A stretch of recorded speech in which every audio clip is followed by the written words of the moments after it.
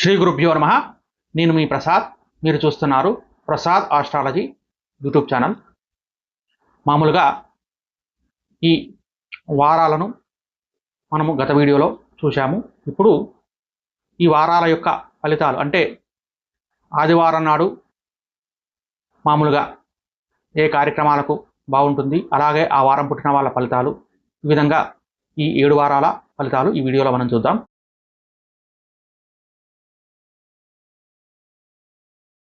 ముందుగా ఆదివారం.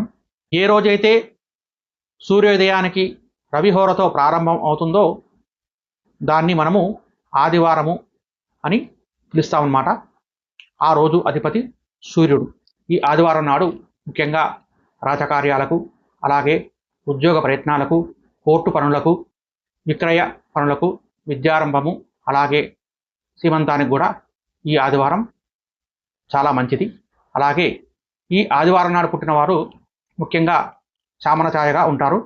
అలాగే పైత్యతత్వం కలవాళ్ళు ఉంటారు. ఇంకా వీళ్ళకు చురుకుదనం ఉంటుంది. అలాగే స్వయం కృషితో వీళ్ళు జీవిస్తారనమాట. ఇంకా వీళ్ళు ఇతరుల మనసులను ఇట్టే పసిగడతారు. ఇంకా వీళ్లకు సువర్ణ ఆభరణాలంటే చాలా ప్రీతి. వీళ్ళు ముఖ్యంగా ఏ పనినైనా త్వరగా పూర్తి చేయడంలో నేర్పరుడు. ఇది ఈ ఆదివారానికి సంబంధించిన ఫలితాలు. ఇక సోమవారము. ముఖ్యంగా ఈ సోమవారానికి చంద్రుడు అధిపతి.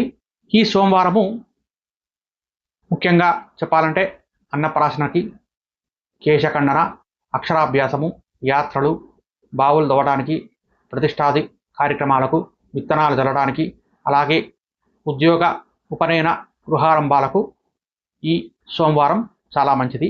అయితే వివాహానికి మాత్రం అంత మంచిది కాదు. ఈ సోమవారం నాడు ఎవరైతే పుడతారో వాళ్ళు అందమైన రూపం కలిగి ఉంటారు. అలాగే వీళ్ళకు సత్వగుణము ప్రధానంగా ఉంటుంది. విశేష శాస్త్ర కృషిని చేస్తారు. అలాగే నిర్మలమైన మనస్సు కలిగి పరోపకారాన్ని కలిగి ఉంటారన్నమాట. అలాగే ఆరోగ్య పరిరక్షణ వీళ్ళకు ఇష్టమైనది. అయితే వీళ్ళు నీటిని చూసి ఎక్కువగా భయపడే అవకాశం ఉంటుంది. ఇది ఈ సోమవారం నాడు పుట్టినటువంటి వాళ్ళ సాధారణ లక్షణాలు. ఇక మంగళవారము. జనరల్గా చెప్పాలంటే ఈ మంగళవారానికి అధిపతి కుజుడు. అలాగే ఏ రోజైతే సూర్యోదయానికి కుజహోరతో ప్రారంభమవుతుందో దాన్ని మంగళవారం అని పిలుస్తారనమాట. అయితే ఈ మంగళవారం నాడు ఏ శుభకార్యం అంత మంచిది కాదు, పనికిరాదు. అయితే అగ్ని సంబంధ పనులకు, పొలాలు దున్నడానికి, అప్పు తీర్చడానికి, సాహస కార్యాలకు, ఆయుధ విద్యకు ఈరోజు మంచిదన్నమాట. అలాగే ఈ మంగళవారం నాడు పుట్టిన వాళ్ళ లక్షణాలు కనుక మనం చూస్తే, సాధారణ లక్షణాలు కనుక చూస్తే, ఈ మంగళవారం నాడు జన్మించిన వారు నీరువుతో కూడిన శరీర ఛాయ కలిగి ఉంటారు వీళ్ళు. అలాగే ఆలస్యంగా వీళ్ళకు విద్య అవుతుంది. తామస ప్రవృత్తి ఎక్కువగా వీళ్ళలో ఉంటుందన్నమాట. ఇంకా వీళ్ళకు అడపాదడప అనారోగ్యాలు ఎక్కువగా గురయ్యే అవకాశం ఉంటుంది. తర్వాత బుధవారము. ముఖ్యంగా సూర్యోదయ కాలంలో బుధహోరతో ప్రారంభమయ్యే రోజును బుధవారం అని మనం చెప్పవచ్చు. ఈ బుధవారానికి అధిపతి బుధుడు అనమాట. ముఖ్యంగా ఈ బుధవారం రోజు సమస్త శుభకార్యాలు, అలాగే ప్రయాణాలు, నూతన వస్త్రధారణ, గృహారంభ, గృహప్రవేశ, దేవతా ప్రతిష్టలకు, విత్తనాలు చల్లడానికి, హలకర్మ, తర్వాత క్రయ విక్రయ వ్యాపారాలు ప్రారంభించడానికి, అప్పు చేయడానికి కూడా ఈరోజు, ఇంకా ఉద్యోగంలో చేరడానికి కూడా ఈరోజు చాలా మంచిది. ఇంకా పుట్టిన వాళ్ళు ముఖ్యంగా చామనఛాయ శరీరంతో ఉంటారు. సౌమ్యమైన మాటలు పలుకుతారన్నమాట. ఇంకా వీళ్ళు సూక్ష్మ గ్రాహకులు, వ్యవహార జ్ఞానం తెలిసిన వారు, అలాగే వృత్తి ఉద్యోగంలో రాణిస్తారు. వీళ్ళు సభల యందు అనర్గళంగా మాట్లాడతారనమాట, ఉపన్యాసం చేస్తారనమాట. ఇది బుధవారం నాడు పుట్టిన వాళ్ళ సాధారణ లక్షణాలు. ఇక గురువారం. ఏ రోజైతే సూర్యోదయానికి గురుహోరతో ప్రారంభం అవుతుందో దాన్ని మనము గురువారం అని చెప్పవచ్చు. ముఖ్యంగా ఈ గురువారానికి గురువు అధిపతి.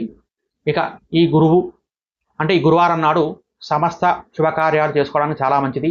ముఖ్యంగా వివాహాలకు, యాత్రలకు, నూతన వస్త్ర ఆభరణాలు ధరించడానికి, అలాగే గృహారంభానికి, గృహప్రవేశ, ప్రతిష్టాది ముహూర్తాలకు, చెరువులు తవ్వడానికి, పదవీ స్వీకారం చేయడానికి, ఈ రోజు చాలా మంచిదన్నమాట.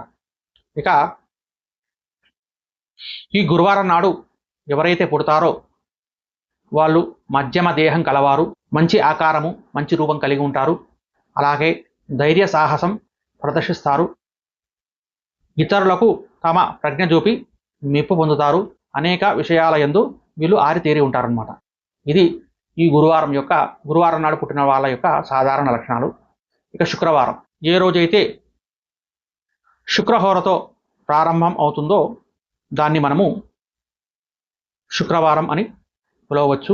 ముఖ్యంగా ఈ వారానికి అధిపతి శుక్రుడు.